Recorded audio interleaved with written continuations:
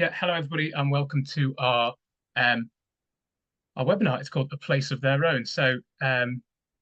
First things first, yeah, my name is Will from the Tree Council, and a bit of housekeeping first. Sorry, a bit of housekeeping first. So this session's an hour and a half long. And we'll have a question and answer session at the end. So on that note, what you'll notice is that at the bottom of your screen, there's a couple of little buttons or tabs.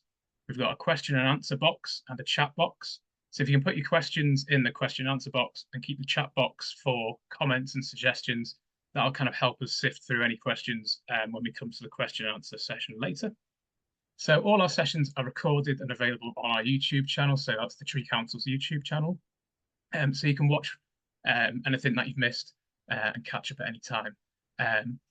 And as we're going through, we might talk about things that there'll be links for, but we'll send a follow-up email afterwards, which will contain anything that we've kind of talked about, for which there's a link. If you're new to the Tree Council, we're a national charity that brings everybody together for the love of trees. So we do this in a few different ways. So we fund plant and care for trees and hedgerows with our tree wardens and our communities all across the country. And we do this through our community grant scheme. So a big hello and thank you to any of our tree wardens. We inspire the next generation of environmentalists through our National Schools programme. So, and again, a big hello to any of our young tree champions or teachers out there in the audience today. Good to see you. We use practical science and research to influence national policy, and we support best practice on trees in the environment through this. And last but definitely not least, we harness the power of partnership with our amazing partner organisations to be able to create a healthy tree-filled future. So this session is part of our Life on the Hedge project, and this is a hedgerow project. It's all about raising awareness of how amazing our hedgerows are, all that they do for us, and how we can create more better connected hedgerows and also promote better hedgerow management across the country, for which growing trees and planting new hedgerows and hedgerow trees is very much a part. So to do this, we are funded by the Trees Call to Action Fund, which is a national fund developed by DEFRA and the Forestry Commission, and it's delivered to us through the National Lottery Heritage Fund. So thank you to those guys for that. And a very, very warm welcome to seed gathering season. So we are in seed gathering season. It's a time of year for one, but also it's a seasonal campaign that we run every single year, all about how we can go out and collect seeds and grow the next generation of our amazing trees. So we've got 3 sessions coming up to celebrate this, and that starts with today's session. And then on the 2nd of October, we have Seeds, Time Capsules of Life with our guests Rob Kessler and Dr. Wolfgang Stubb. And we're going to be looking at the kind of fascinating kind of microcosm of seeds and how they work. And then October the 9th, we're going to have our next seed gathering masterclass with our own John Stokes and Katie Rafferty. And that session will be looking at kind of how to collect seeds and grow your own trees and some of the things to think about whilst doing that. So this session today is actually part of a series of sessions that we've been running for the past year. And we've put them together in the hope that they will create a kind of a round circle calendar of talks that help people be introduced to the idea of growing trees from seed. And through them, as a calendar, it will give them the skills and give you the skills and knowledge you need to be able to, and the confidence to be able to actually grow your own trees from scratch. So this started last seed gathering season with our seed gathering masterclass, and we had a great grafting and propagation session as well. And then in January, we introduced the concept of community tree nurseries and why they're so important. In March, we looked at we had Healthy Happy Trees, so looking at how you can create your own little tree nursery, the kind of space you might need for it, and the kind of tools and equipment you might need to just get going. Our last one was in June, which was Growing Up, which was all about keeping your trees alive over the summer months. Summer months are the drier, hotter months of the year, not fantastic for young trees always. So kind of talking about what we can do to keep our trees alive and well over those months. And then today we've got a place of their own, which is finding places for our trees and how we can connect with local tree planting projects. And we're going to talk some great tree planting projects. The next one down should be October the 9th. And then we've got our seed gathering masterclass in a couple of weeks on October the 9th, which is a repeat and an update of last year's seed gathering masterclass. So we kind of come full circle before we go into December. And then we've got a session which is called Leaving Home, which is kind of gives you the, which talks about how you can kind of lift your trees, transport them and plant them out into their final location and give them a bit of help to get established and what you might want to think about there.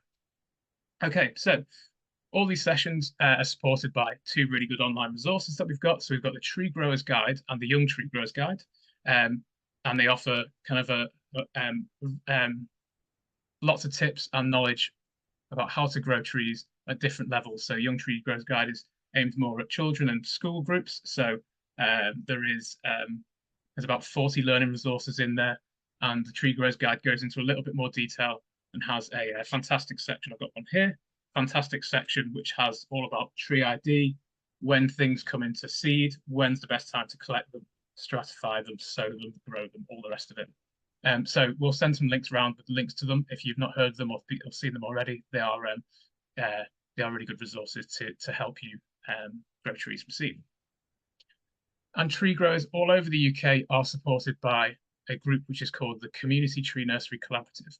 Now, this is a collective of loads of individual tree growers and community tree nurseries all over the UK, all passionate about growing trees. So it's headed up by the tree nurseries, the Fellowship of the Trees, Code and FAC, More Trees, Special Branch, and Tree Musketeers. And it offers a peer-to-peer learning network. They've got absolutely loads of knowledge and experience to kind of pick brains of. So they also run really technical and really engaging webinars on their which you can watch through their YouTube channel. So they run them live on their Facebook channel every couple of months. But you can watch them all recorded on their YouTube channel. So the way they operate is through their Facebook page. So do join their group, the Community Tree Nursery Collaborative, and it's a great place to ask people any questions. So these are people with loads of experience, and also they're really keen to give people advice. So it'd be a great place to start off, even just to see if there's a local community tree nursery or tree nursery near you, or to potentially link up with them or planting projects going forward. So a great bunch to talk to. Okay, so what we're going to do today. So we are going to very briefly look at who plants trees and where trees are planted in the UK. And then we're going to have some very brief top tips of how you can connect up with planting projects. And then we're going to go on to the main part of the session, which is looking at some real life examples of tree growers in Shropshire who are kind of making Darwin's own country extra green. So first of all, we're going to talk about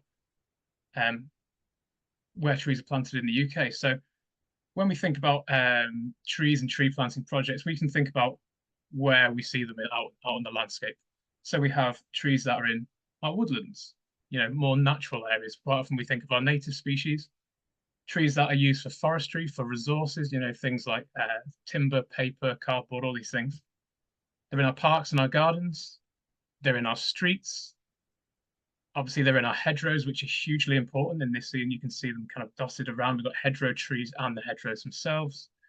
Orchards for food production. We've got copses, which are small groups of trees filling in little pockets and providing excellent resources for both nature and also for us if we manage them in certain ways, like copsing. They're along our water courses, and you can see in this photo that's really important. They're amazing for flood prevention. So quite often we'll line water courses and steep areas of land to try and prevent flooding. And then we have them planted in shelter belts and things like that, lining in big infrastructure, so roads, railways. These are all different kind of places that trees are planted and grown in this country. But who plants them? So in order for us to be able to link up to planting projects, we need to have a bit of an understanding of who actually plants them. So who have we got? So we've got local councils, local government. They will most likely have tree planting targets. And if they don't have tree planting targets, then they probably will at some point. So it's worth getting in touch to understand what is needed in that regard.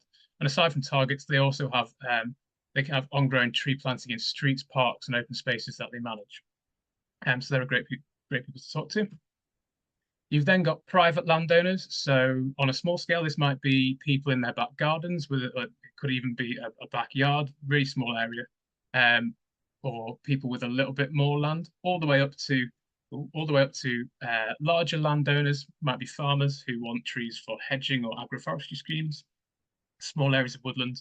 And then we've got our big private landowners, large utility and infrastructure organizations, things like Network Rail, National Highways. These are people who all own and manage a lot of land, and therefore have a lot of kind of tree planting projects as part of that ongoing management.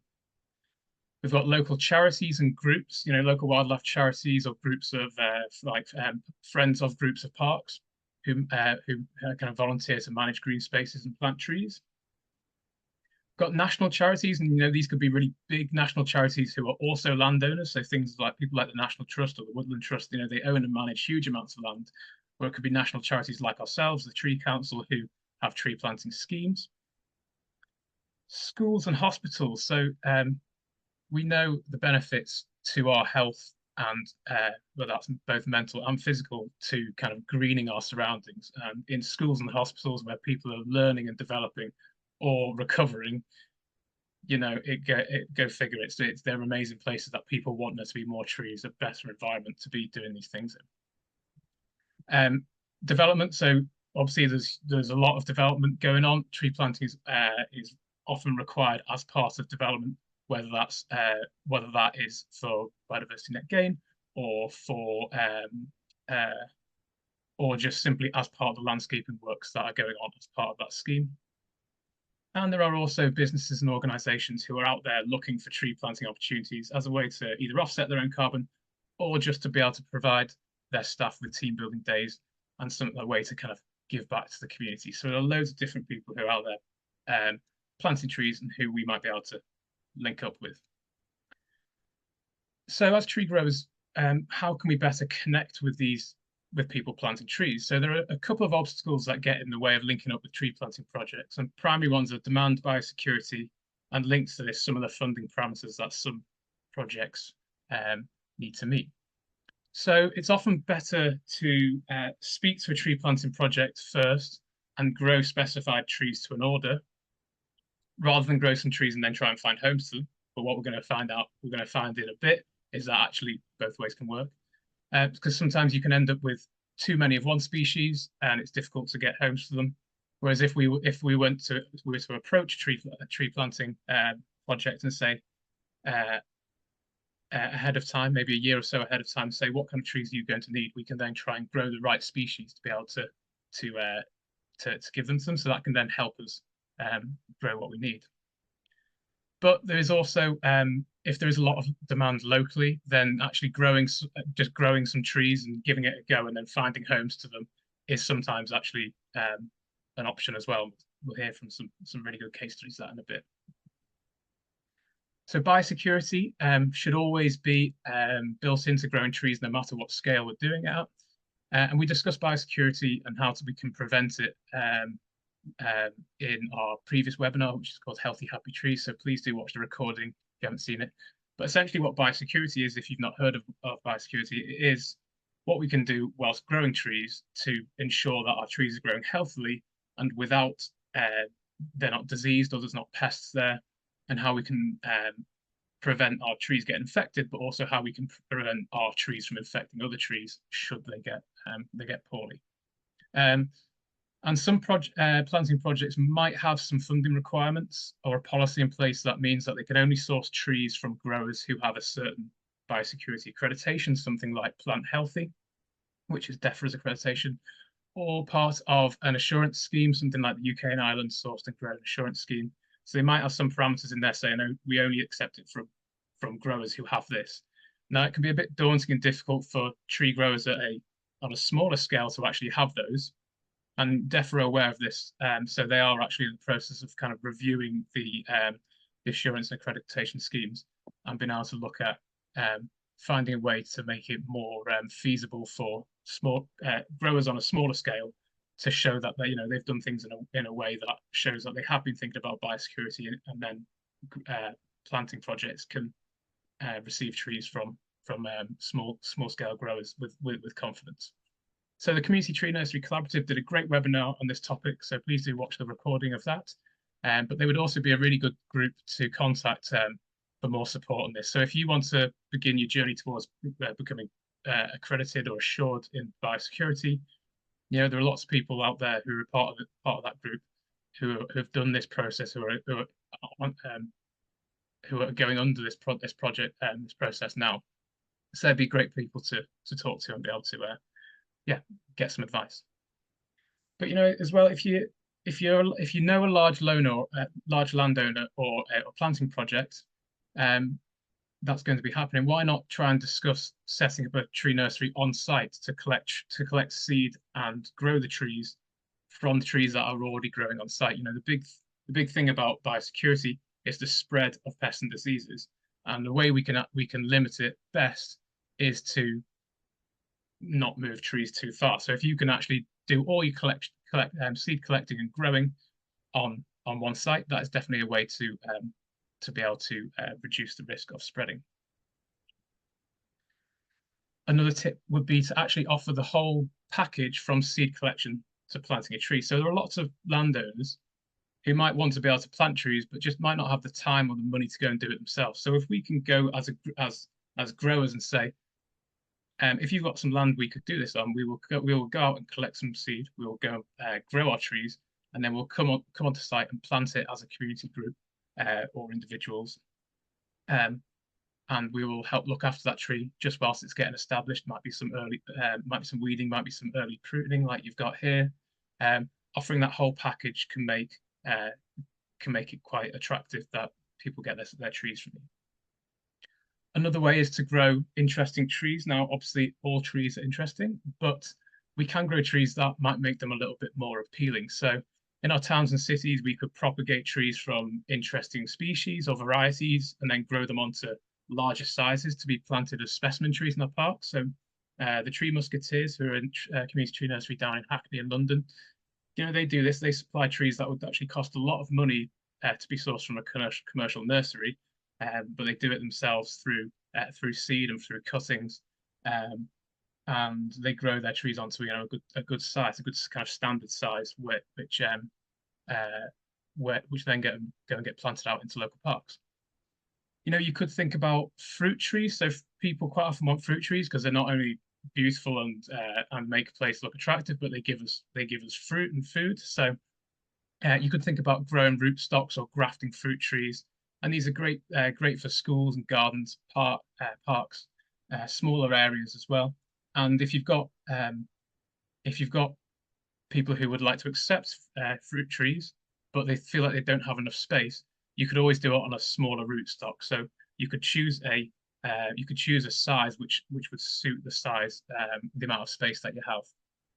If you've not seen our grafting and propagating workshop, then you can watch the recording as well, and that will talk to you about rootstock. So the rootstock is basically the size of tree that we want, and then we splice onto it the variety of the tree that we want. So we then end up with the variety of the tree that we want that only grows to the size that we want. It's a very strange phenomenon, but do watch our recording. It will explain it in some more detail. Or you could provide trees which people might use. So you could create a willow cutting nursery, and it help people set up their own willow copses. This could supply material for things like basket weaving or craft activities.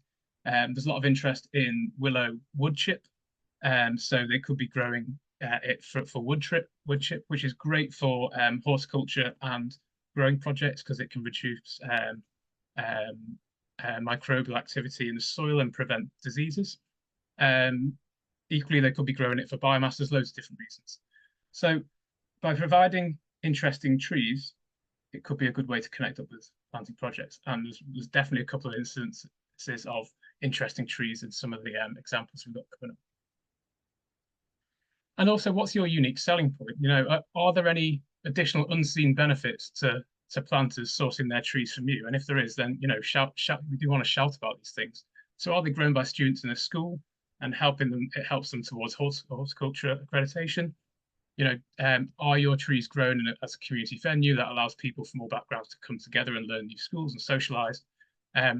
we want to be telling that story, because those are all reasons why somebody might go, well, actually, I do want to get trees from those people, because there are these additional benefits that we might not normally get. So shout about those as well. And how can we find projects near you? So the first step is to find out what local projects are going on, and then to discuss them about finding homes for trees that you're growing, or being able to grow trees for them on request.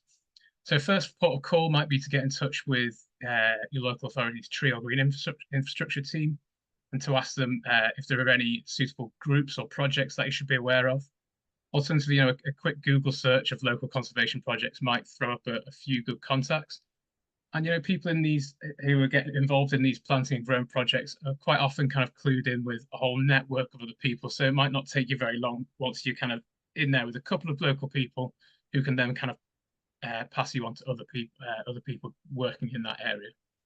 If your area has got a tree warden network, so if you haven't heard of a tree warden network, so the Tree Council has tree warden networks all over the country.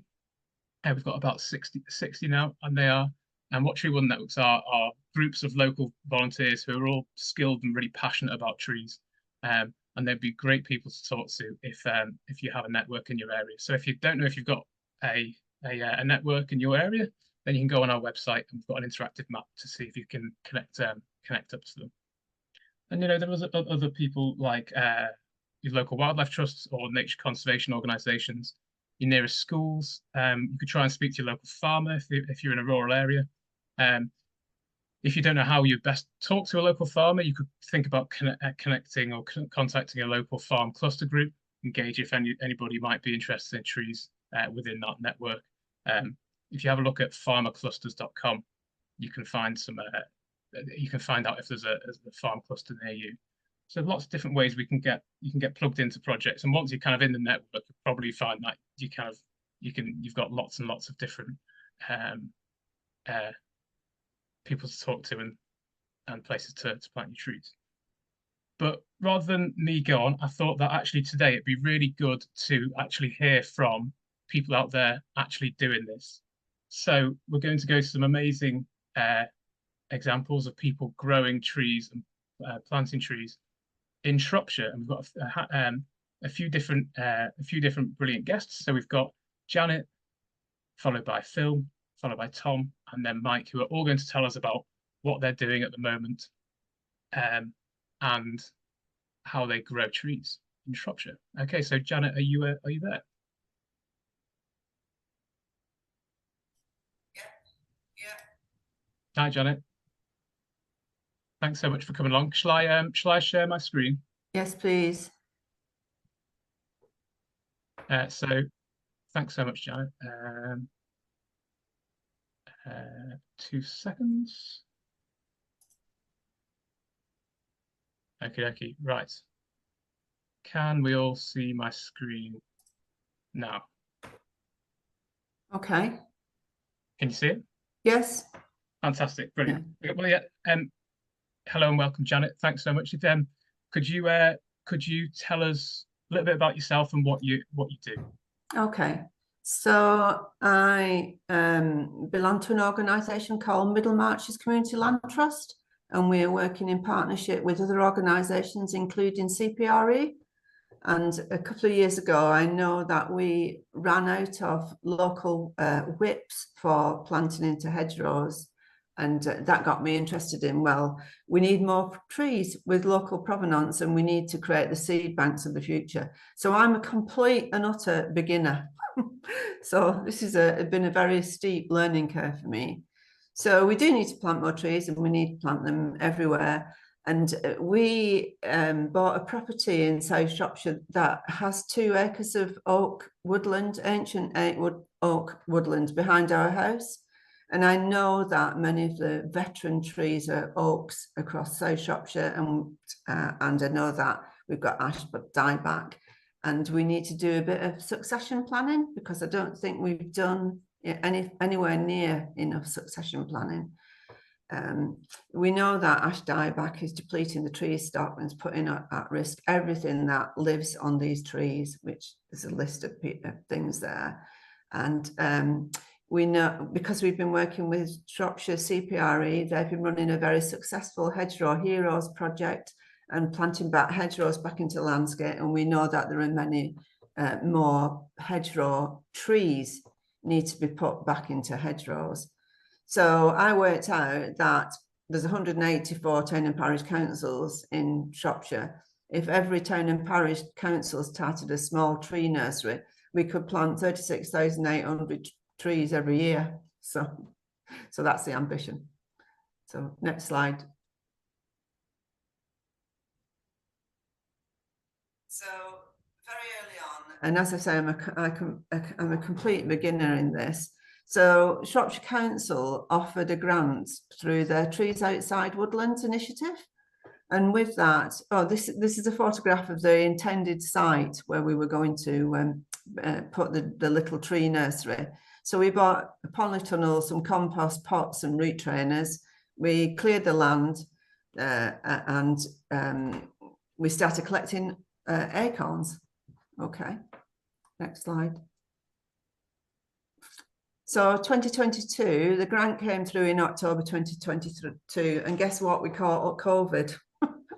So by the time we were ill, by the time we recovered, it was way too late for acorn collection. But we did start to dig up saplings, of which we've got hundreds here, put them in pots, and to our surprise, they were amazingly successful. So far we've got 30 trees in pots, but they need, obviously they're going to need careful handling once they're transplanted. So the project really only started in 2023. So our tips, if you're collecting acorns, collect them off the tree just as they're about to fall, not off the ground. And there's a short collection window of about 3 weeks in October, we discovered last year, where you can pick acorns very successfully off the trees. Our first batch of planting, as I say, I'm a completely beginner. We planted in plant pots and put them in the polytunnel, and they were all gone the day after because the mice came in and ate them. So I had to start all over again, trying to make acorns planted mouse-proof. We also know that not all the acorns will germinate, so it's a bit hit and miss. We collected both sorts of acorns from both sorts of oak trees. They're all local to us. And we've tried planting other species, holly and apple trees. The holly was okay, but the apple trees failed. Don't quite know why yet, still to learn that. So next slide. So this was our prepared land with the polytunnel put up. And we discovered that root trainers were best with a top on them. So that's by far the safest route in terms of mice eating the acorns. We tried again in plant pots with several attempts, but it wasn't easy to protect them from being eaten. And in the end, once the acorns had germinated, I've just brought them indoors just to make sure that they would be protected. So we've got a porch that we put all our mini oak trees in, and you can see the pictures of them there in the root trainers. So, okay. So then the saplings we dug up and planted in pots seem to be okay so far. And we planted a number of saplings, probably about 100 planted straight into the ground. And so far, so good. So once they're grown, once they're not acorns, and that's all, that process is over. Once you can plant them in the ground, they seem to be fine. Okay. So where the trees to go is an open discussion, and most of our trees, I don't think, are not big enough yet to transplant. So maybe next year. So we intend to give some to CPRE. We've got a local nature recovery strategy being developed, as most counties have across England. So we are planning, we've got a big event on the 6th of December in Church Stretton, and we're planning to give some trees away there to parish councils who are interested. Because I work with Middle Marches Community Land Trust, we've got currently 3 parcels of land. We can plant trees there. Caring for God's Acre might be interested. National Trust Stepping Stones project is in South Shropshire, and we plan to give some away to citizens and landowners. So I'm currently chasing funding to organise a woodland conference, which, if we're successful in getting money, we'll be hosting next March somewhere in Shropshire. Okay. So planting ideas are still in development and dependent on the maturity of the trees and on me being successful in offering to organisations. And I was speaking to Mike just before we started this session, and I'm going to be talking to Mike about his strategy for giving trees away.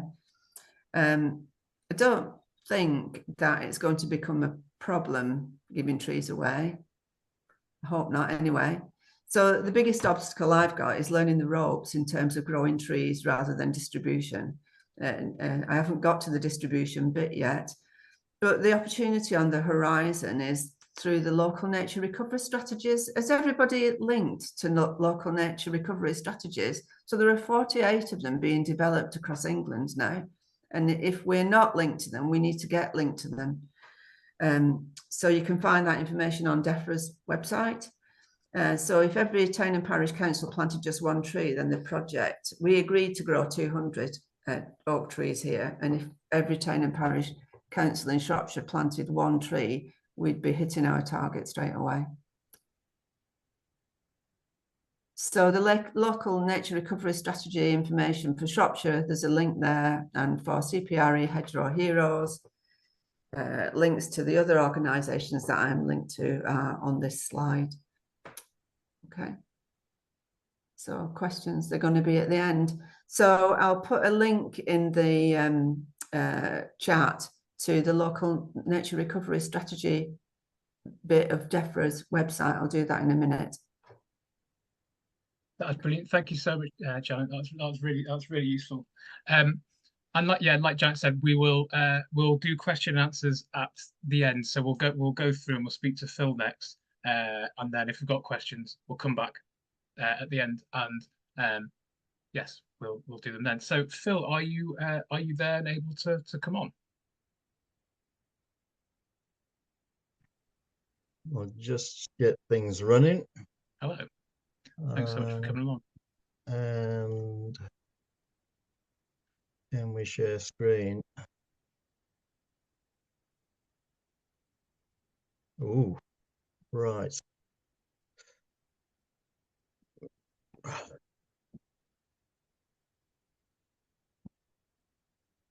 Great, I'm ready. Have you got my screen, or shall I start? Do you want me to do it on here? Yeah. This is a very simple tale, folks, and I feel a bit embarrassed coming on after Janet because she's got ever so organised. Mine's a little homegrown nursery, and the story starts with me tripping over these things, acorns, on my dog walks.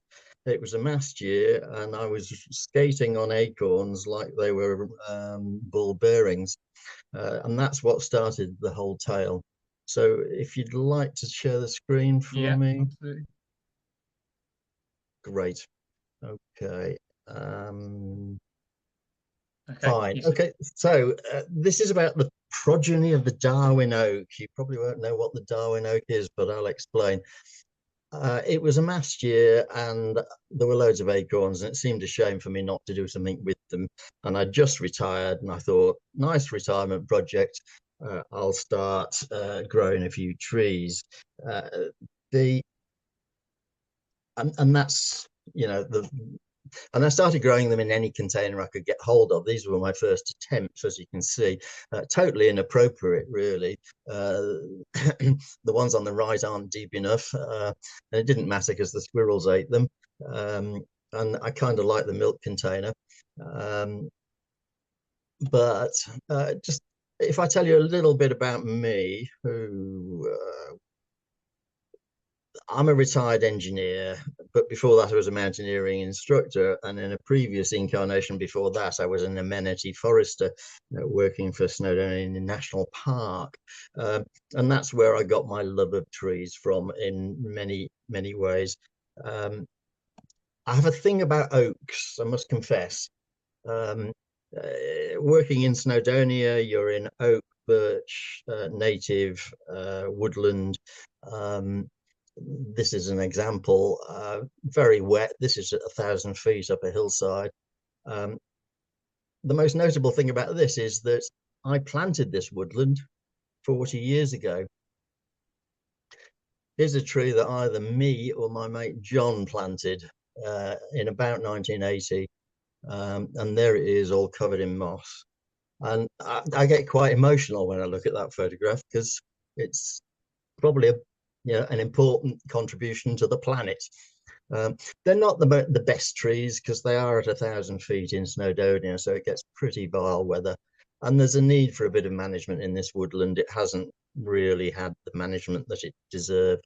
But that's me and oaks.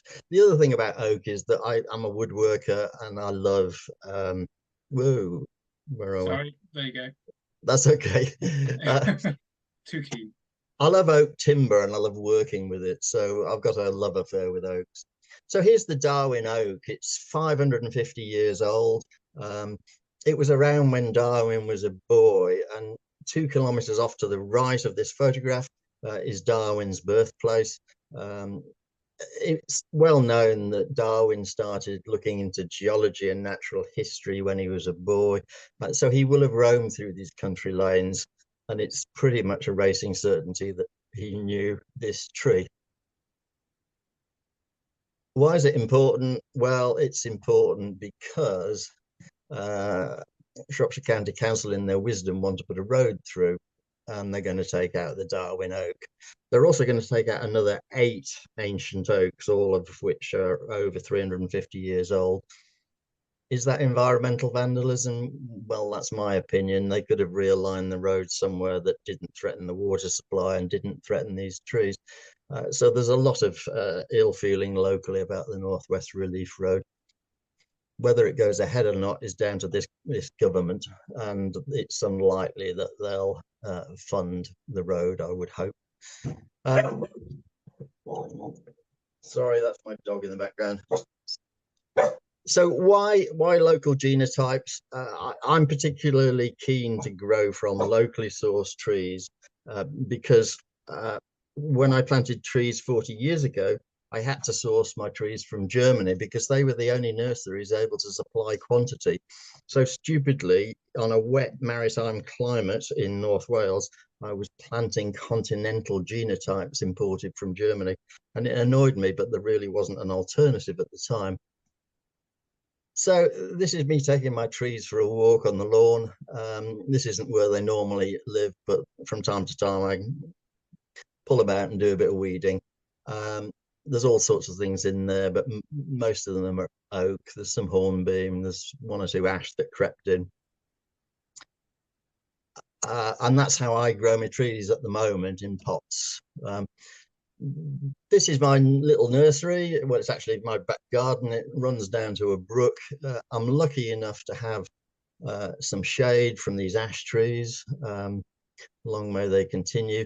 I've just put a rotavator through the lawn here, so that's why it looks like the Battle of the Somme. Down the bottom of my garden, next to the brook, there's a very sandy soil area, which is unusual in Shropshire, and I'm starting to do bare root plants down there. I've got some willow in there at the moment, but it's a great place to grow trees, really. And in the far right-hand corner, next to the wheelbarrow, you can see some of my trees. But if you want to grow trees, begin with pots on your patio. You don't need anything special. I certainly didn't think of anything special. I just threw a few acorns in, and then the squirrels ate them, and I threw a few more acorns in. So the sort of pots I use, well, start with anything, which is what I've just said. Oaks, really, the taproot on an oak sapling is really important. So you want the deepest container you can possibly get. And my favorite is actually Tetra Pak juice containers, the third one down there. If you can get 1.5 litre Tetra Paks and just put 3 holes in the bottom, you've got a really good plant container. So you don't need anything special. You need an acorn, you need a Tetra Pak, and you need a bit of compost, and you've got a tree growing setup. Rose pots are probably the best, next best thing. they're 23 centimeters deep, or deep root trainers, as Janet mentioned earlier, are great. But in my case, I need squirrel protection big time because they just dig them up and eat them. There's a root trainer which Janet mentioned, and you can see my random use of pots. These are rose pots on the right. So finding forever homes for your trees. Well, to be honest, when I started growing my acorns, I had no clue where they were going. And I think you shouldn't worry about that because trees will find a home. The tale that I'm telling you now, it was just word of mouth. I was sitting next to somebody at a CPRE conference, and it turned out she was planting a hedge with CPRE South Shropshire. And I said, do you want 24 oak trees? And she said, yeah, please. So my trees found a very special home. I thought I was going to do guerrilla planting, but I haven't had to resort to that.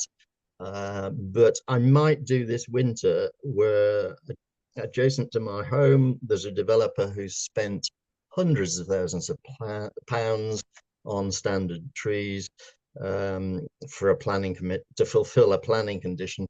10% of them have died.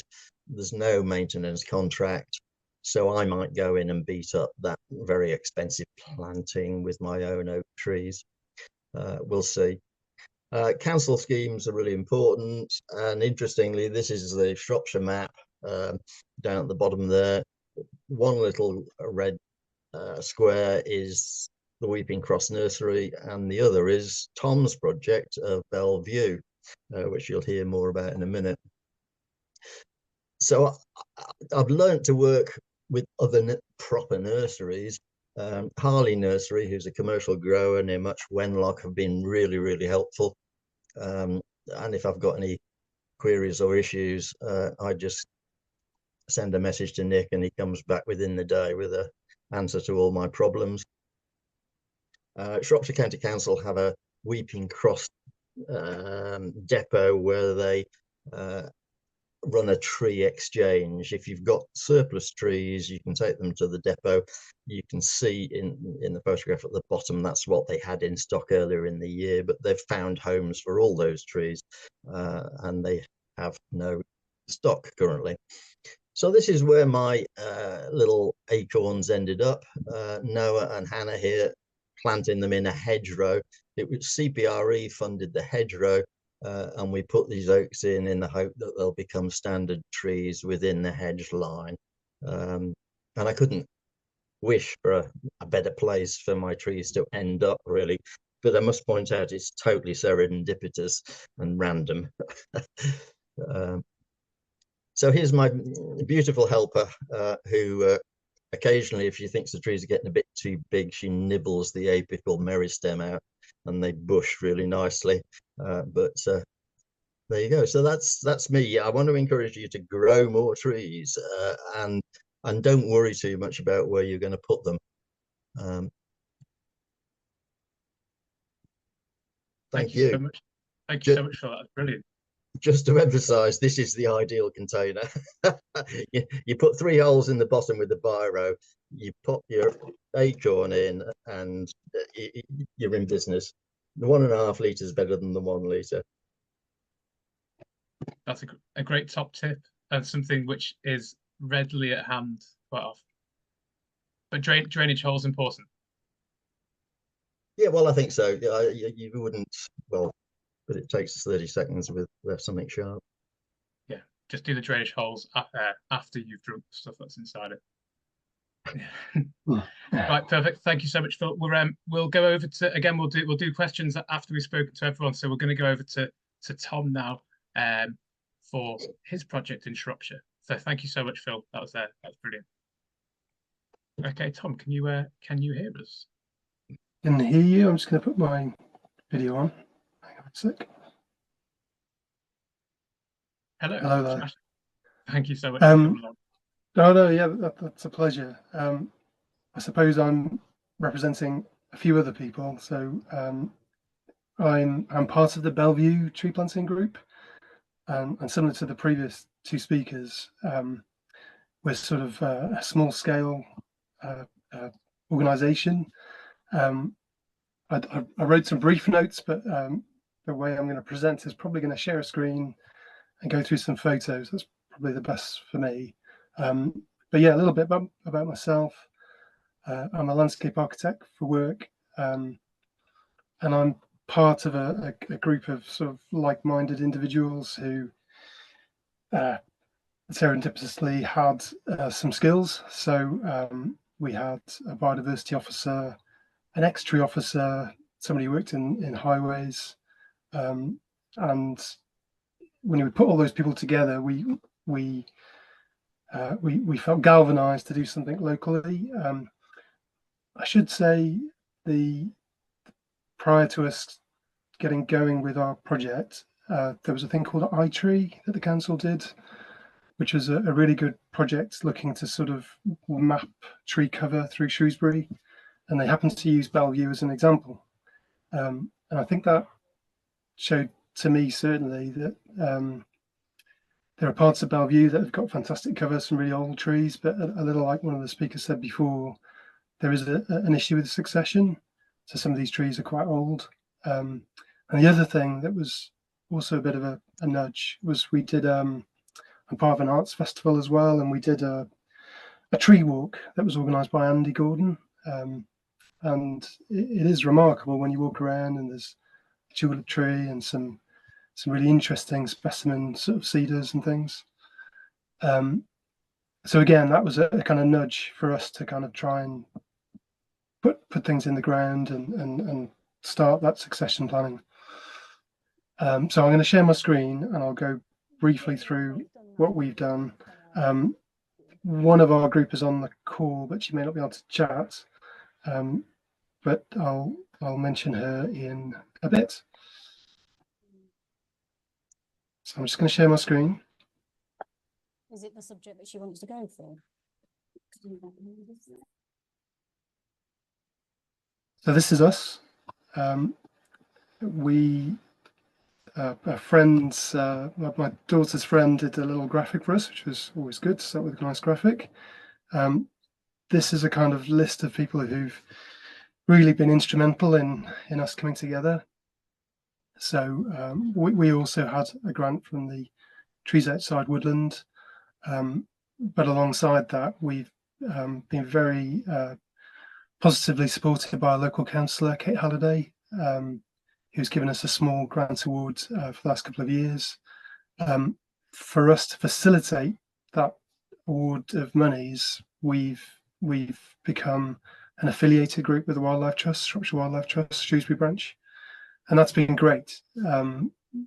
It needs to go through an official bank account, and it has released some monies for us to go and purchase, a number of things, tree planting equipment and storage for a site that I'm going to talk about shortly, and compost and root trainers and a variety of things that has been really, really helpful. And we've also, with some of those monies, we purchased fruit trees that we've given away within the calendar year. And at the end of the project, we also did, or still going, tried to grow on some disease-resistant elms. So I'll just move this on. So this is a kind of list of the some of the things that we purchased that I've just gone through, stakes wise included, and also an outside tap. Although I know Mike Pugh's on later, and we've done pretty well with irrigation, but I might need to pick his brains on the final tweaks. So this is the chemist patch. So Marie, who probably can't talk on this call, lives adjacent and had got in touch with me about maybe taking advantage of an area behind Luntz Pharmacy, which was completely derelict and wild. And I think every couple of years they got kind of taken down to ground level and nuked. And we thought we could do something with it. And it was a little complicated because it's there's a tenant above the pharmacy, and the pharmacy is separate to the owner of the property. but we were able to kind of navigate that through a tenancy at will agreement. And so we pay peppercorn rent, and we've got access to that area, and we've been able to put our storage there and organise our tree planting, and also put in some, a pond and a bit of habitat. So it's been really, really useful to have a base. So this was the chemist patch when we started. This is when it was taken down to ground level, so actually it looks fairly approachable, but normally it was really high, and incredible amounts of very large roots in this area, which took more than a few months to kind of get rid of. So we're all working who were part of the group, so it's one of those projects that we kept coming back to. So to start with, we did a bit of a measure of what we had, and then we sort of drew up some roughed up plans. Mike, who's on the call later, will recognise this as Weeping Cross. So we were thinking, oh yeah, we could try and do a micro nursery, sort of based on the Weeping Cross, which is a bigger council-led nursery. And also we wanted to have a community allotment. Marie's very green-fingered, and we thought that might be a way of creating a bit of an income that then could pay for, future compost and things like that. This was a sort of crude sketch of what we wanted for a store cupboard, and we had a local carpenter put that together. And again, we're very grateful to the Trees Outside Woodland for making that happen. So this is the works. So just started mapping it out. Started with donated things, edges of timber, creating our plots. There's a pond that was created as well, which has been terrific. You can hear frogs as you're working in the garden, which is nice. This was our micro tree nursery with the wires to grow things on. Admittedly, we've never grown things on too tall, because we've generally had a bit of a clear out, and we've a site up at Bayston Hill, which we've taken our locally grown stock to. But yeah, this was our plan, to kind of have secure areas that we could grow things on, take from the local community. And this was pre the storage unit going in. We had a log pile down the side. There's a log pile again. Oh yeah, the reason I mentioned that, as we were digging the site, we just found loads of random bits and bobs, and both Marie and I quite enjoy kind of putting things out as a bit of art, slightly arty side for us. And quite remarkable finding some old 50s toys and things. This was the storage cupboard, which has proved really useful. There's a slight step, so if you need to get up and do some potting on, that was the aim. This is our local carpenter who put that together for us. This has been really, really helpful. This is where we keep our stored tools. So we bought 2 insulated spades and an insulated hammer, and that's been really, really, really helpful to have that stored in one base. And we've used it for all our street tree planting. We've got some slate that was donated, which we put on the top, which is again improved things. Most of the materials that you can see were donated. This is one of our dogs. There's the pond. I'm just going to whiz through these photos, just conscious of time. We've opened up the garden as part of the Bellevue Arts Festival. As I say, there's a sort of community allotment part of the nursery, but the trees is really important to us. So this was taken today, and these are our trees. And Marie's just texted me to tell me what's there. So we've got 60 oaks. So we did the Darwin oak thing as well. 1 laurel, hawthorns, elders, walnuts, silver birch, horse chestnut, sweet chestnut, hazel, holly, rowan, field maple, spruce, pine. So we've got a real mix of things. As I say, we've got some irrigation, and we've got stakes at the site, which we either give out or we use ourselves. So that's the patch. This is our potting up table. We've also potentially got some issues, but doesn't sound quite as bad as out where you are, the previous speakers. This is an example of some of the things we tend to use potted plants, although we do have some root trainers.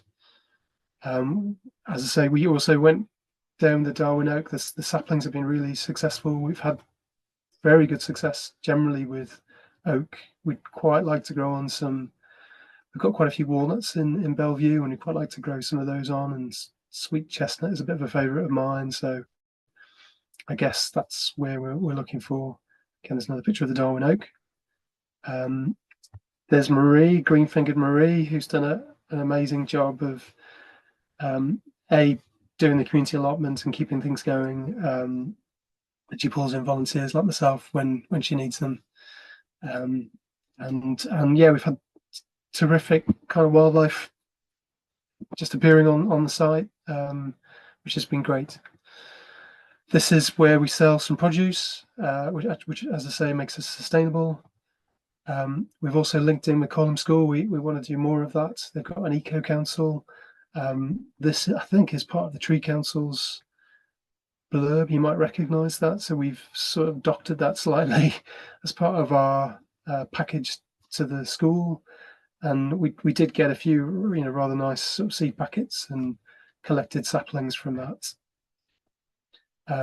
We did a Google map, sort of Google Earth, setting out where we'd put our trees. So this is just a snapshot of it.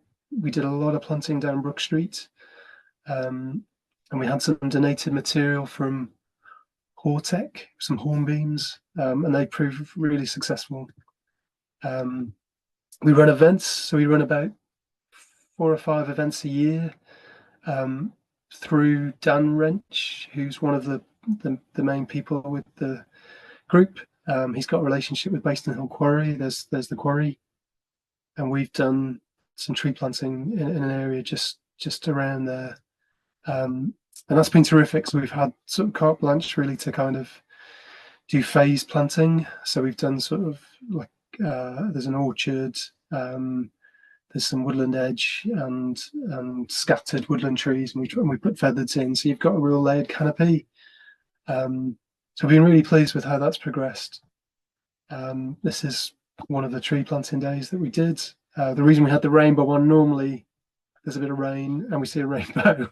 So it's unusual that it's sunny, but and we get lots of kids coming along. I should mention Brendan Tewer is a big part of the group. He's part of Future Arbor, who are looking at the disease-resistant elms. And Dave Mansfield's been really helpful for getting utility plans for the street tree plants we've done in streets. We've also given away fruit trees, so it's just another flyer. We've connected with Tom the Appleman, and we've had some really good heritage stock from him. We were really pleased to put in some trees at the top of Drawell Street, Oak Street. So this is actually a Fastigia oak at the end of Oak Street, which we were chuffed to get. And I think the advantage we have, I guess, is that because we're grassroots, we can speak to residents to see what they'd like and what they're happy with. But it does also illustrate the importance of making use of these areas. So the week that like 2 days before I got this tree in place, utilities came into this area, and I said, well, we're planting a tree there, and they actually moved the utilities into the pavement, but otherwise that would have been really hard to plant. We put some fruit trees down here as well. That's our fantastically supportive Kate Halliday, our local councillor. This is Brook Street that I mentioned, and there's a resident, Joe Aspinall, who's done an amazing job of sort of getting the community involved and decorates the trees. And so, yeah, every season there seems to be a different sort of decoration, and that's been a really positive thing. Yeah, the one aspect of our woodland grants that hasn't quite panned out as yet is the disease-resistant elms. So we're trying to get to a cellular base that then they can grow on from, and we were hoping to receive some plantlets, but they had some issues technically with delivering that. So we're probably going to move to grafted stock. But this is an example of the elms in place by Abbey Foregate. So this was organised by Brendan as part of Future Arbour. But we, the Bellevue Tree Planting Group, came along. I think we've got about 260 Facebook followers. So we had a load of people turn up and we did hedge planting either side. And the elms have done really, really well. That's only a few years after they were planted. I think that's me. That's the end of the slideshow. That was brilliant. Absolutely loads there, Tom. That's it's amazing to see there's so many different things you're kind of plugged into and involved in. I've written a couple of questions down, but we'll come on to those at the end. So thank you so much, Tom. So last but not least, we'll go over to Mike at Shropshire County Council, and it sounds like there's some crossovers between a few of you. So yes, over to you, Mike, and yeah, can you tell us about who you are and where you are and what you do? Yeah, if you could run the slides, please, Will. Just to reiterate a couple of previous speakers, what last speaker has just said, getting the right people in your team really helps. The names he spoke about actually do quite well in Shropshire Council, so they know how to go about things. So getting actual people in the right place to start with. We're the project that Phil showed that we're out of trees. We were, but we'll come to that right at the end. This was a project set up by ourselves in Shropshire Council. I work for Shrewsbury Town Council.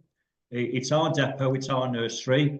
Shropshire applied for some money for this project. And because of security issues, i.e. public access, they offered us a chance to take part in the scheme. We've got a nursery here and we had some space available. We already grew our own trees on. We bought them as transplants and grew them on for a few years and then planted them out in the public realm. Next slide, please, Will. Oh, there we go. This is what was identified. On the left-hand slide behind that car was our existing tree nursery, which was fed by hose pipe and sprinklers. So 95% of the water didn't actually get onto the trees at all. So the two grass areas we identified to be transformed into a project for the trees outside woodland. Next slide, please, Will. We started to take the grass off and take the soil to the right depth. And then next slide, please, Will. Then there was an issue, COVID and HS2. COVID had left everybody short of any material because various things weren't being transported in from the continent. One of the local building suppliers usually had, of their outlets, had 5 cargo ships a week come from abroad. That went down to 2, so they had their better customers, so they took priority. And HS2 basically bought up any wood within the West Midlands that could be used for post rails. So everybody else had to take a back seat for a few months, which didn't help, but we'd got it secured. So the work just stopped for 2 or 3 months. Next, please, Will. All the posts were in. Previous speaker said, obviously, that they've copied what we did here, and rightly so. This was put in, the posts were in by end of September. All the watering system was put in. Our watering system's on timers, so they were actually switched off this morning for the autumn now, hopefully. So they come on either 3 or 4 times a week, depending on the temperature around. Obviously this summer, because of the lack of sun, we've used less water, and they come on at 2 o'clock in the morning. The bigger trees are watered for about 30-35 minutes. The smaller trees are watered for about 20 minutes. But of course, and then you can tell if they've been watered enough, because when you come into work 7 o'clock in the morning, sometimes you can just see some water running down the tarmac. So we know it's working.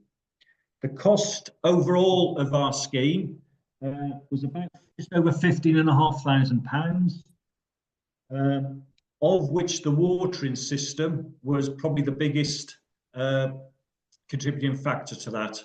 Obviously, there are many. We've got 4 separate controllers controlling about 11 lines. So it was quite, to me, it was quite complicated to put in. Next, please, Will. So this is how it was started. This is what went out online. The local BBC Radio Shropshire were very interested, running the story. So we recycle your unwanted trees. Later on in the presentation, there's a map of the county where they came from and where they were actually taken to after. Just in the bottom corner, that was a selection of what we had in the first year. It was about 600 odd trees, I think, in the first year. I've got the numbers for the second year later in the thing. One of the issues we did have initially, some of the trees that were being donated, which people were just bringing in on specified days, they hadn't been dug up properly. They'd been pulled up, so most of the roots had gone, or they'd dug them up too close to the roots, and you didn't have many of the fibrous roots. So initially, quite a few, probably 10 or 15% died because there was no roots to grow on. This was identified in our nursery. So if they had a concern which they didn't think they were going to survive, we put them separately. So part of the biosecurity. So if quite a few of those died, we thought we knew why, because the root system wasn't there to take up any water.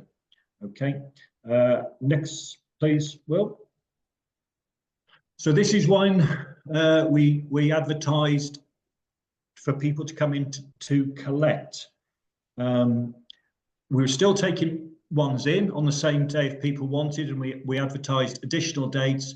The issue we have is we're an operational depot, so we can't have just people turning up. Because there might not be anybody here who can deal with it, and because we have staff and equipment going in and out.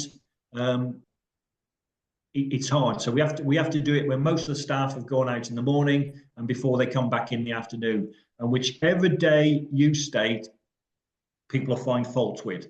You could probably put 7 days a week, and people say, well, I can't make that time on that day. Can you move the 8:30 to 10:45 to a Saturday, not a Tuesday or a thing? So be firm on your dates. We did allow some people to drop off outside those dates, but that was with prior agreement. So we knew they were coming and somebody was in the depot to do that. I just go back a couple of things. The stone that we got, the last speaker showed Bayston Hill Quarry, which is just over a mile in a straight line from us. We had to wait 6 weeks for a load of stone to come a mile down the road, or the stone we needed. HS2 again were taking almost everything they needed for the construction of the rail track, including local stone from our quarry. Okay, thank you. Well, if we can go back. With that, we got a local churchyard for roughly where I live, in the deepest south of the county. They donated 25 trees, mostly yew and holly, obviously from the churchyard. They were going to be thrown away. Some of those, if you brought them, some of the bigger holly were probably £7 worth if you had to buy them. So that went down well when they were collected. The local daily newspaper ran 2 or 3 articles on this, and again it ran for 2 or 3 days on BBC Radio Shropshire, which does help if you can get those sort of advertising. We did it on our social media, Shropshire Council did it on theirs. I think the local paper and the BBC Radio Shropshire really helps. So if you can get your local media on board, it's so much more helpful than trying to do it on your Facebook and Twitter, etc. Okay, thank you all. So these were the trees collected last winter, which will be going out this winter. So last winter we had dropped off to us 510 trees. Some of those were sort of 1.8, 1.9 meters. Some of them were 20 centimeters. I think a total value, I worked it out, roughly if we bought those wholesale, was about £3,500. So people are giving those for nothing. Some of them were traveling 20 miles to drop some trees off, which is brilliant, but perhaps not as green as what the project set out initially. One of the things when we did have a visit from DEFRA and the Tree Council, with Shropshire Council, all in a minibus, visiting projects in the county, one of the points I made out is that various town councils in Shropshire have got the same facilities as us. Not quite as big, but they could do a lot smaller projects for say £4,000 or £5,000, and people in Ludlow, Market Drayton, Ellesmere, they've all got their little own grounds maintenance units. Those town councils perhaps could have some space to trial this as well. Thank you, Will. So as part of the project for biosecurity, we had to tag everything. On the left, you can see SY78AU. So I know that's come from a postcode in Lidbury North, which is by where I live. Obviously, it's a yew tree, and that 23/7/18 meant it come in year 23/24 winter. It was delivery 7. It was number 18 tree within that delivery to us. So on the thing, it's which churchyard it is, and 18 is obviously a yew. So that's the picture to the right. I think everybody's saying about pests, squirrels, mice. In our case, we've got a pond, and it's had 4, 5, 6 moor hens on most year, and surprisingly they seem to like mountain ash leaves. So we've had to raise those up on some pallets for that, and the holly trees that you can see at the back of that photo on the right, again, there were no leaves, they were stripped earlier in the year, but we raised them on some pallets, and thankfully they've got some leaves back. So I think everybody suffers with vermin to one extent. What we could spend probably £10,000 making it impregnable, but the squirrels would still get in over the top. So you know, it's just what it is. So we have that, and the mountain ash that we're eating to the, again, they came back as well. Thank you, Will. So this is a map of the county. We're in the middle in Shrewsbury. So the red is where the trees were received from. So it doesn't, the number of dots doesn't substitute the amount of trees. It's just for illustration purposes. So you can see the red dots actually came from most of the county. The blue dots are where they went to. And we got addresses, postcodes. So if we haven't had any to say they've died, so one of the things that if they did die of a disease or whatever, people will know it, tell us, and then we could record it. And if four other people had from, say, an oak tree from the same source, we would contact them to say, what is your oak tree doing? And if they're saying, well, ours are fine, obviously that's down to that individual tree. But if theirs had died as well from the same disease or whatever, we could identify that and take them out of the system and notify where they came from as well. Just as there isn't a scale on this, but I live by Bishop's Castle, which is almost on the bottom left. In a straight line, that is 17 miles from our base in Weeping Cross.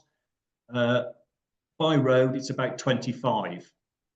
Okay, and north to Whitchurch, again, that's 20 miles. So literally anywhere in the county, it's the biggest inland county in the country.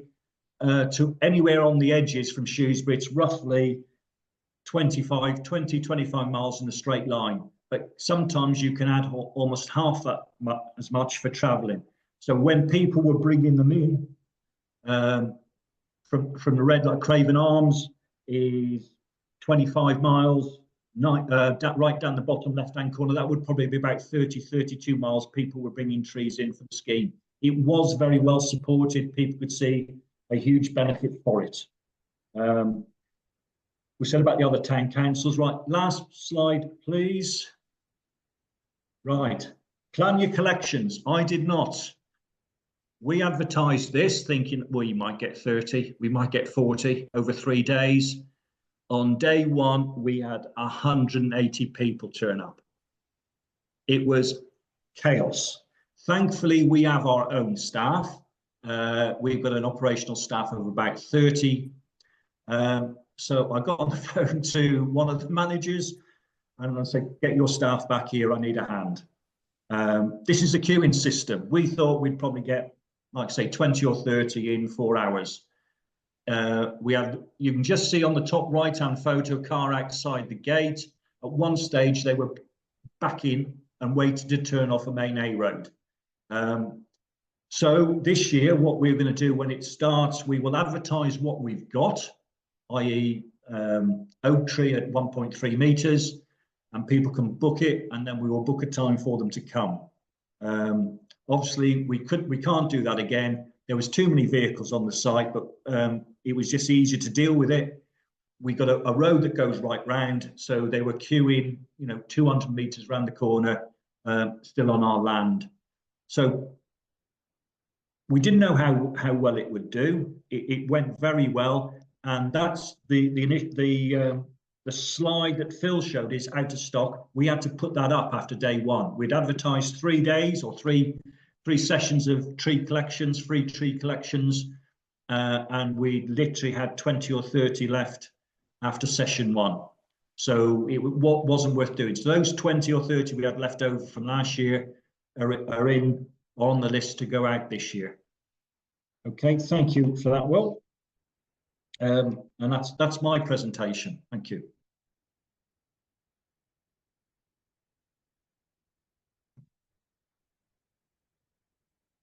You're on mute, Will. That helps. Thank you so much, Mike. That was really great. We'll go to question and answer now. So could I ask all the speakers to come back on, and we'll run through some questions we've had in the question answer box, and then I've got a couple of questions as well. But for the watchers, the eagle-eyed among you might have noticed that these are all projects, growers planting projects in Shropshire, and we're a national charity. And why is this relevant to me, not in Shropshire? And the reason it's relevant to everyone, wherever they are, is that this highlights the range of different things that are happening in a relatively small space.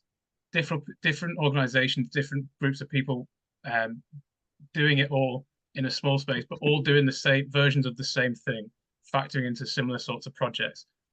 And I don't know, it'd be interesting to get people's thoughts. I know it's a difficult one to gauge. Is Shropshire particularly green in this regard, or is actually this, when you go to other places, do you get the impression that this level of kind of community growing and planting it is happening across the country? I don't know if somebody wants to jump in. I don't know. Well, I don't know. But today has been particularly useful for me. And Mike, I'm quite interested in talking to you at some point in terms of distributing the trees that I've grown here. Good. We'll gladly take them in. We keep them for a year for biosecurity, and then they're shipped out the following year to whoever wants them in the county for free.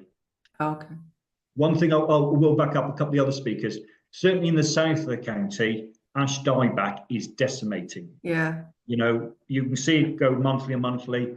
I think in one small stretch of road down by me in the deepest south, the local authority had to spend over £100,000 getting rid of some, and that's not even touched it. So the trees do need replacing, but we have oak trees, and some of those landowners those ash trees are having oak trees off us this winter. Great. Well, I've got at least 30 that I can pass on to you, Mike. We'll go to some questions now. So from Ian C, we've got where would you recommend we apply for start of infrastructure funding as we are a recently incorporated CIC tree nursery? Ian, you could go, there's some slightly larger pots of money, things like the Tree Production Innovation Fund, which is through DEFRA. The Community Tree Nursery Collaborative does a small capital grant for bits of equipment. We did do our own grants, but that's closed for this current year. But definitely keep an eye on ourselves, the Tree Council, going forward, because there might be things coming up at some point in the future, not present. But things like Janet and got money through the Trees Outside Woodland fund. There are funds out there looking at community tree nurseries and giving money out there. So, Janet, could you say about how your relationship with Trees Outside Woodland, the funding, how did that work? How did you? Yeah, I mean, the person here is Nick Rolls, and I can't remember. I think he came to one of our Middle Marches Community Land Trust conferences, and I just got into a conversation with him, and that's how I found out about it, because he didn't know about the grants before that. So I put an application in, and to my amazement, they accepted it. So that was that. That was me started. Brilliant, thanks, Janet. So in Shropshire, we've got what is now Shropshire Hills National Landscape. So every county will have a national landscape team. They may well have money for small community projects. So the national landscapes teams in every county are another possibility. Brilliant, thanks, Janet. I've got a question from Pip here, which is about any other solutions mice. We've lost all our stars in a school project last year. So Janet, Phil, was it squirrels mainly, or was it mice as well? My solution was route trainers with a top on it. So and then once the trees got too big, I had to bring them indoors into our porch. That was how I solved it. But the mouse problem is a big issue. Yeah. Okay. And Phil looks like he's getting something. Yes, that's it. This is what Janet's talking about. It's a route trainer with a top. So that for a school project, that would sort your problem out. You could get your trees going in that, and then you would be able to transplant them into something larger to grow a bit bigger. Yeah. And they wouldn't be at risk for mice at that stage. I just use this sort of plastic netting for my squirrels, and that we use that one. So Tom, did you say you use something similar? Just a grate in the similar way. But we've not so much of an issue because we're an urban sort of nursery, so we've not had so much of an issue with mice. Yeah. Okay, brilliant. I've got a question here from Joe, which says, "What type of soil is best to sow into?" So, what have we found generally has been a good substrate to sow seeds into? What have we found works, or have people found that different species work differently for different substrates, or have you generally found like a good kind of potting compost works? We use compost. As part of the project, we use compost. Basically because you get a uniformity in it. With soil, sometimes you can get some good soil, and sometimes it looks exactly the same, but it isn't. So we've always used a growing on compost for our trees, and part of the project is that we have, and I've just submitted another application for another sort of 3 cubic meters of compost for this coming winter planting to growing on. So we use compost. Yeah, I've used mostly compost, but I also have been planting straight into the ground, and it's clay rich here. Brilliant, thank you. I was just going to say I've got a source of manure which has actually been quite helpful as well. So we mix that in with the soil. And if you leave it long enough, then I think that's been quite effective. Great, thank you. We've got a question from Alex, and I'm going to put it together with a question from Andrew. So we're in the process of establishing orchard trees on scrubland by a car park at the National NHS Trust. I can always anticipate the complaints from some staff complaining about falling fruit. Do you have any strategies to counteract this? And Andrew has said, for Tom, did you have to get Highways Department permission to plant those trees along the grass verges? So I guess we've got 2 things here. We've got, how are people getting permissions to plant in places such as verges, and how have people, probably more aimed at yourself, Tom, how have you also got local people on board with what you are doing? Yeah, I'll have to be brief because I've got a meeting shortly, unfortunately. But yeah, I suppose the key thing for us was we had as Mike mentioned, we had representatives who either had worked or were working with the council. So once we'd done utility checks, we identified opportunities, and then we would go and speak to residents and see what they would, if they would be accepting of a tree. And I think that legwork is really important, and that's what the town council would do if they were looking to do tree planting. Permission wise, the trees need to be part of the future maintenance. So we did have some initial issues around how close to the curb you place the trees. We've got quite low speed residential areas, so actually having a few trees that were far enough away that if you opened your car door you wouldn't bang into the trees, that kind of thing, and mowing around them, so we had to put strimmer guards on. So there were a few things that we developed over time that made them more acceptable to the council going forward. But the key thing is being really the communication with residents to start with. So as I say, Brook Street, one of the examples in Shrewsbury, they've absolutely loved having the trees. And I suppose it does help having somebody on your group. I'm a landscape architect, and one of our group is a tree officer. So between us, felt like we were fairly well skilled in making decisions. Yeah. Brilliant. Can I Thanks just so put much. on that one, Will, that in Shrewsbury, we've got a local councillor who's planted about 20 trees on a little open space. He's got the local residents to water them. And last year, Shropshire Council ran a scheme for orchard trees. And I think he put 5 on a verge. And again, the local householders watered the trees. One we might think might not have survived, but agree with Tom, you consult with local people, and if it's what they want, they'll look after it. Yeah. Not Mike Pugh deciding what goes in where. You know, I can decide what sort of trees, but if they agree, they look after it, and it takes the pressure off everybody. It really does. Apologies, I'm going to have to leave. I've got a Thank you meeting so much, now. Tom, for Can I speaking. just It would be good. Yeah, it would be good to connect? keep in touch, Janet, and Mike as well. Yeah. I'll circle. I'll connect you all afterwards. Yes, Phil and I are already connected, so that's fine. But thank you very much. I better leave All right. now. Nice to be here, Tom. Okay. Thank you. Cheers. Thank And you. Janet, Bye. you Bye. were saying. Can I just say that the NHS has got a greening strategy? So I've been in touch with the local NHS here. I don't think this is confidential, but shall we just say their greening strategy is struggling a bit.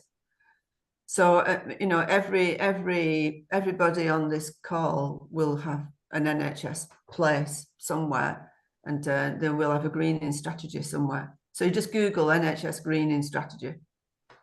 Brilliant, thank you. I'm very conscious of time, so I just want to ask one quick question to Phil and to Janet, to collectively, and to Mike separately, but yeah, really quickly. So for Mike, if you've got, for people out there who are thinking what you're doing, that looks great, I'd like my local authority to do something similar, or if there's somebody in the audience who is in the local authority and thinks, oh, I'd like to have that's something we could do, how would they be best to do to kind of replicate what you're doing? Yeah. Well, certainly, my details are freely available. If you want to provide, if they want to contact me, obviously we got the funding through Shropshire Council. As a town council, we couldn't apply for it, that money, but Shropshire could. Yeah. And I think sometimes that bucks the system up to say, you know, that there are, all right, we're one of the biggest town councils in the country. There's other town councils who might want to do it but can't apply for the money. But if their lead authority doesn't want to apply for it, everybody loses. So again, that might be one thing. But certainly, if people want to contact me, I'll talk to them exactly the process we went through, and or provide a detailed sort of couple of pages to say this is what we did and how we did it. Happy to supply it. Yeah, I'm happy to share my details as well. Will, and one of the things we're trying to do in Shropshire is to encourage the town and parish council network to develop bespoke nature recovery plans. So I'm very happy to speak to people outside of Shropshire of how that's developing. That's brilliant. And I mean, and that links into my question to Janet and Phil.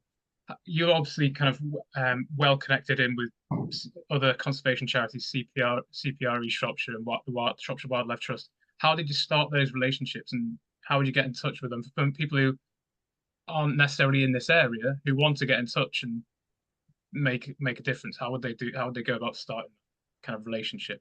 Well, I would say just approach people directly. So if you want to get in touch with Shropshire Wildlife Trust, and just email them. And the same with CPRE. There are two levels of organisations, aren't there? There's National Trust, Wildlife Trust organisations, which are the big sort of statutory organisations. But then there's a whole plethora of local organisations underneath that, like Middle Marches Community Land Trust or Marches Meadow Group. They're easy to get in touch with. And they're the ones that are closest to the community and are actually doing stuff, in my opinion. Brilliant. Yeah. Thanks, Chad. I think Janet's hitting the nail on the head there. I mean, I came in through Middle Marches that Janet's heavily involved in, but all my contacts have been developed through attending seminars and workshops organised by CPRE mainly, and that's been amazingly useful for me in terms of developing contacts and knowing people locally. Perfect. Thanks so much. I'm conscious of the time, everyone, so we'll have to wrap it up there. But thank you so much, Janet, Phil, Mike, for coming along. It's been really interesting, and I hope it's shown how an area like Shropshire is just doing some incredible things out there at the moment. So thank you so much. So, Will, I've just posted Middle Marches Community Land Trust website. Yeah. If you can share that with people, and then we can sort of, you know, we'll pop it in the links that we send round. okay. Before we go, I just wanted to say I've been asked to pass this on. So at the moment, Forest Research have got a community tree nursery survey that's now open. So Forest Research, which is the research agency for the Forestry Commission, are working on a project to explore the role that CTN's community tree nurseries play in meeting the UK's ambition for increased tree cover through the supply of high quality stock of tree planting for tree planting. So the project is part of the Trees Outside Woodlands programme, which we've talked a little bit about today, which is supported by DEFRA. And this aims to develop new ways to expand tree cover outside of woodlands. So the last survey, they've done a survey already of approximately 80 community tree nurseries in the UK. And it found that they had an appetite for more. So it also found that they grew an estimated 250,000 trees a year, which are either given away or sold at quite a low cost. Now, they want to find out how things have changed and gain more insight to provide a national level baseline to help support community tree nurseries going on to the future. So they are looking for community tree nurseries across the UK to complete the survey, which will take approximately 20 to 25 minutes. And as a thank you for completing it, they're offering a prize giveaway of £100 National Garden gift voucher. So the survey closes on the October 28th, and we'll ping the link round. So if you're a tree grower or you're a community tree nursery, please do fill in this survey, and yeah, you could, as well as helping DEFRA get a better understanding of tree growers across the UK, you can also potentially win £100, which is great. But yes, thank you so much, everyone, for coming along, and yes, happy seed gathering season, and hopefully see you all again soon. And thank you, everyone, for allowing to talk. Bye, everybody.